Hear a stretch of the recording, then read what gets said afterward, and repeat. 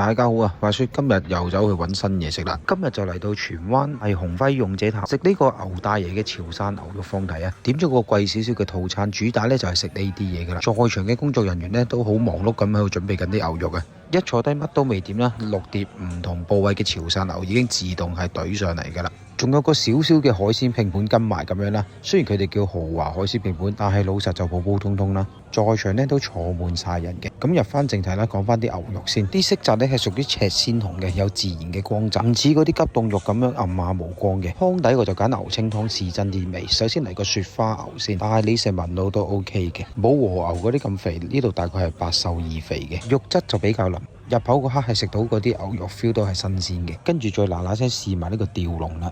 輕輕咁樣淥佢8秒左右，咁樣就食得㗎啦。第一啖就食到牛肉嘅鮮甜，嫩滑之中呢，喺嗰啲筋度就帶翻少少嚼口，係好食嘅。跟住再整多個限量嘅牛鞭，牛鞭我都好多年冇食啦，對佢嘅印象就好模糊嘅啫。